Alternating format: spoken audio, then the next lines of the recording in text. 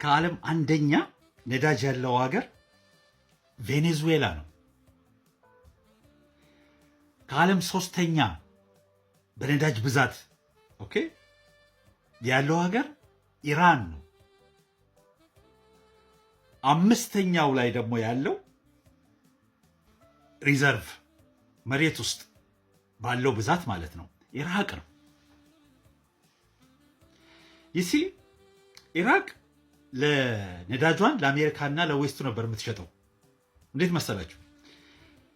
በ60ዎቹ ላይ አንድ የሲአይኤ ኤጀንት የነበረ አገሩን ሄዶ ያለውን መንግስት ኦኬ ገልብጦ ያለውን የነዳጅ እንትን ወደ አሜሪካና ወደ ዌስቱ ብቻ እንዲሸጥ ተደርጎ መንግስት እንዲገለብጥ የተላከ ኤጀንት ሰውዬ ነበረ።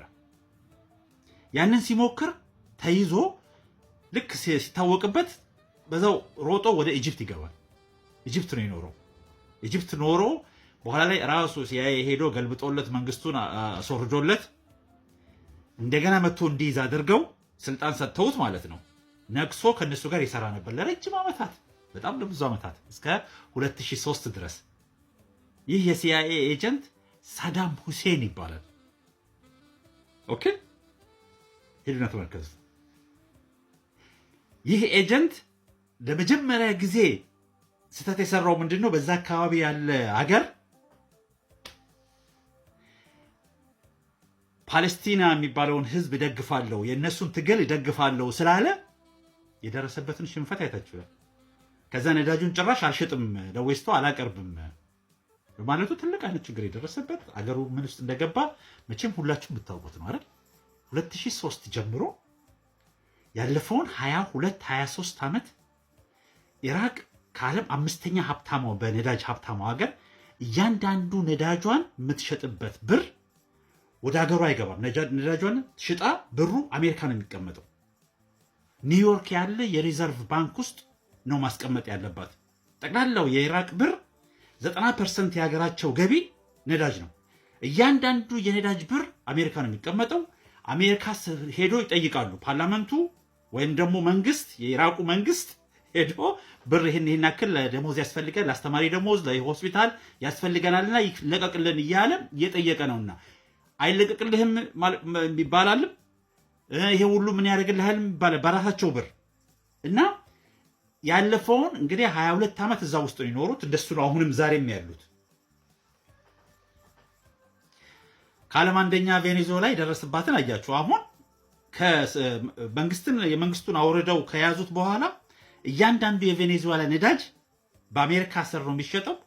አሜሪካ ለፈቀደችለት ቦታ ነው የሚሸጠው። ብሩን ወደ አሜሪካ ነው የሚገባው ልክ እንደ ኢራቅ። ከዛ ነው ከአሜሪካ ባንክ ነው ለቬኔዙዌላ መንግስት የሚሰጠው ብሩ። የዛ ነው ተስማምተው አሁን መሸጥ የጀመሩት።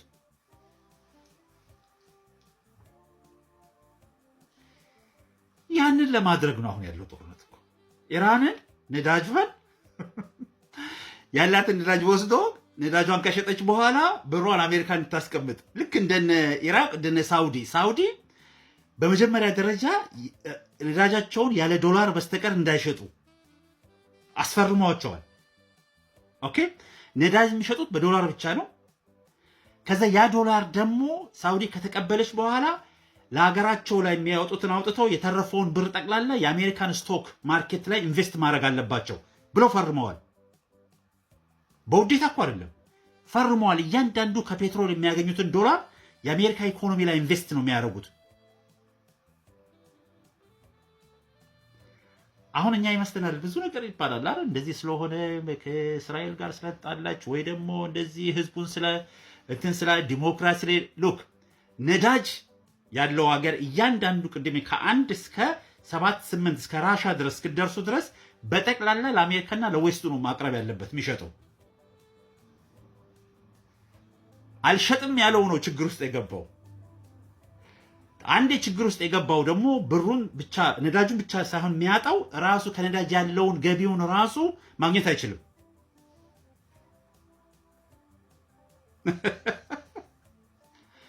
አሁን ምን እንደሆነ እንዴት አድርገው ያናቺ ማሳካት እንደሚችሉ የሚታወቅ ነገር የለም። ምክንያቱም ኢራን ድሮ ከአክሱማይት መንግስት ጋር የሚገበያይ ሲቪላይዜሽን ነው፣ ስልጣኔ ነው። ኦኬ ከዛ በፊት በድሮ ጊዜ የነበረ ህዝብ ነው እና ይህንን ህዝብ እንዲሁ ዝም ብሎ በአንድ ጊዜ ሄዶ እንደ ኢራቅ የተሰራው ዩናይትድ ኪንግደም የሰራችው ሀገር ነው። ሳውዲ አሁን የሳውድ ፋሚሊ የሰራው ሀገር ነው። የሳውድ ፋሚሊ ምን እንደሆኑ ሂዱና ቼክ አድርጉ፣ ምኖች እንደሆኑ። ትክክለኛ አረቦች ራሱ አይደሉም። እና አሁን ፔርሺያ የሚባለውን ሀገር መንካታቸው የሚያወጣው ውድቀት መቼም እያንዳንዳችን መገመት የምንችለው ነው። አሁን ያለንበት ችግር በጣም ትልቅ አይነት ችግር ውስጥ ነው የዓለም ህዝብ እየገባ ያለው። ምክንያቱም ኢራን ወይ ኢራቅ አይደለም፣ ሲሪያ አይደለም፣ ወይ ሳውዲ አይደለም። ከበፊት ነግራቸዋለሁ፣ ከአክሱማይት መንግስታት ዘመን ጀምሮ የመጣ በጣም በጣም በጣም ትልቅ ስልጣኔ ነው፣ ትልቅ ህዝብ ነው። ጉድ ላክ